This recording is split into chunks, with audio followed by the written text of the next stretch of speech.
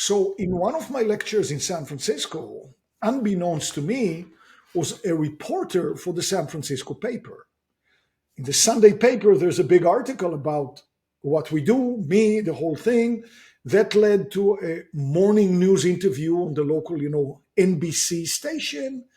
I just started loving the whole thing and feeling like not only was I making my future so much stronger, again, as you like to say, living off the rentals, Mm-hmm. but I was helping many of my friends.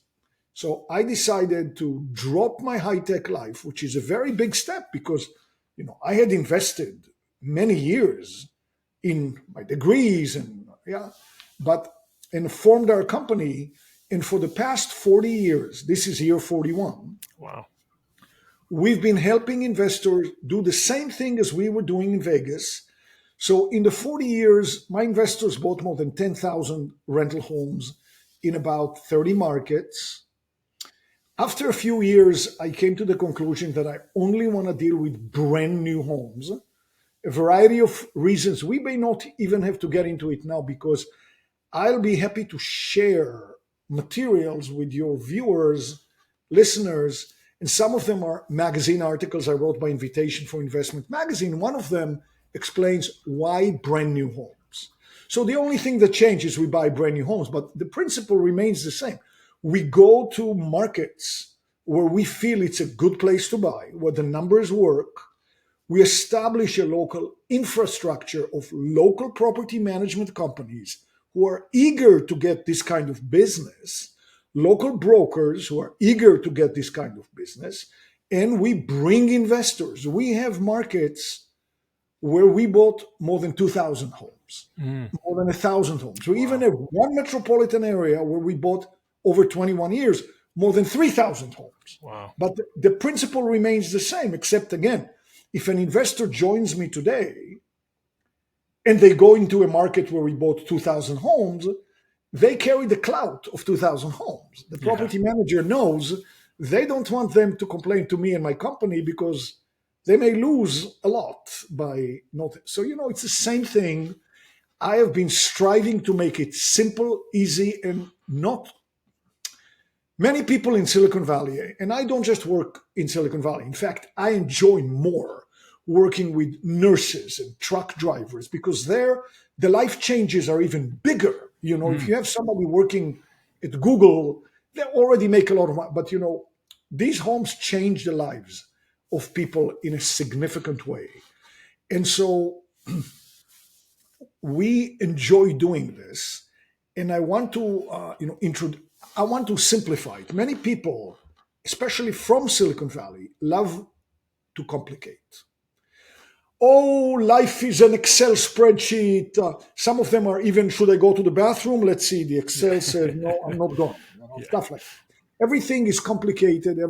So even though I come from the same background, I strive to simplify and simplify and simplify. I'll give you one example where I simplified. We used to charge every investor a fee for my involvement, for building the infrastructure, for lending them our cloud, for everything together we used to charge. About 20 years ago, I said, you know what? Let's simplify it even further. Let's not charge anything. Mm. So how is the company going to sustain itself? I don't want to subsidize it for my own wealth. So because we are a licensed broker in the state of California, we started to split the realtors' commissions that they get in the field. It's not a lot of money, but it's enough without charging anything. Simplify as much as possible. Buying brand new homes under warranty, simplify.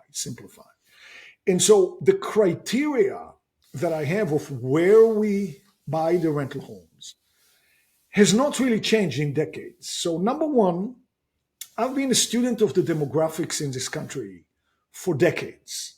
To me, even if you just look at the US Census, you can see the flow of demographics goes to the Sun Belt states.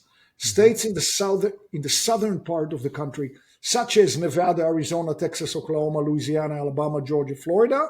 We don't invest in the Midwest. We don't invest in the North. Those states. So that's number one criteria. Number two, we like to buy in large metropolitan areas because of job diversity and economic diversity. Number three, we like to buy in the suburbs of the large metropolitan areas. Suburbs usually means families with kids. The kid goes to school, it's like a root in the ground, stable, nice. Right? Number four, it needs to be affordable enough to make sense. Mm-hmm. And that's it. So I think on my TED talk, I say the steps are very simple.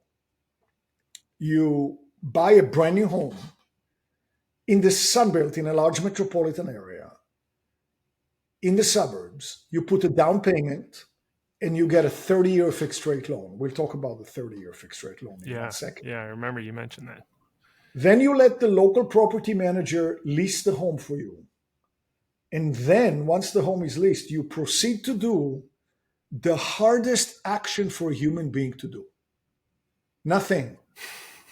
Nothing. This is not a get rich quick in 1 year type scheme. Because of the loan that I'll talk about right now, the passage of time and inflation erode your fixed loan and build your wealth and equity. And typically you don't have to wait for 30 years. Typically the sweet spot is between 12 and 14 years and you can retire. So let me go back to the loan. You can probably hear, if you strain very, very hard, that I speak with an accent. A slight accent. Yeah. So that means I came here from another place. One thing that completely blew my mind when I began investing was what? They give you a loan called 30 years fixed? How is that possible? So to illustrate why that is so crazy, here's what happens when I speak in Europe.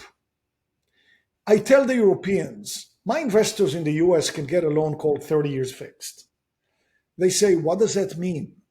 I say, well, like the name implies, it is fixed, never changes. The monthly payment, principal and interest, never ever changes. Not with inflation, not with the cost of living, not with the holidays, not with the desert or the sun or never, it is fixed. And in addition, the loan balance, how much you actually owe, even though it goes down every month because of the principal payment that you make, also doesn't track the cost of living. The Europeans treat me with great contempt. They say, you clearly don't know what you're talking about. I can't believe I drove 100 kilometers to hear you speak. You don't know anything. It's not possible. And we're going to prove to you that it's not possible using logic. You have inflation in the US, right? Right. Sometimes it's higher, sometimes it's lower, but it's always there, right? Right. 40 years ago, you bought a postage stamp for 4 cents. Now it's 72 cents. 40 years ago, you went to the movies in San Francisco for $2. Now it's $15. If you go to Whole Foods now and buy an organic avocado, it's $3. You know, we know, everybody knows. In 10 years, it's likely to cost $6, right? You have inflation. Yeah. Inflation erodes the value of the dollar. You need more and more dollars for the avocado, for the tomatoes, for the shoes, for the t-shirts, for the glasses, for rent, for housing. We are not saying it's all going to go in a straight line. It could be up and down, but inflation, I mean, houses in Silicon Valley used to cost $100,000. Now they cost millions, like this. You want to tell us that in this kind of an environment, somebody is going to be insane enough to lend you money for 30 years. That will be the only thing in the US economy never to budge while everything else is going up all the time with inflation? If that were true, and it can't be true because it's insane, inflation would become your very best friend. It will erode the real value of your loan. Every day, every month, every year, it will build you wealth. Not possible. Therefore, you don't know what you're talking about. We're done. We made our case. Then I say, how about you do a little search on your little phones? They say, oh my God, they really have this insanity in the United States. The next question is always the same. If the Americans can get this thing, which we consider to be the biggest financial gift in the world, a loan that never changes with inflation while everything else does, why don't the Americans run out every day and buy as many of these homes as possible and get as many of these loan gifts as they can? My answer is always the same. I don't know, but I sure did. Yeah, yeah. See, I didn't stop at the 22 homes. I Right. still lead all of my investors. And I have investors who bought 100 homes. And I have investors who bought 90 homes.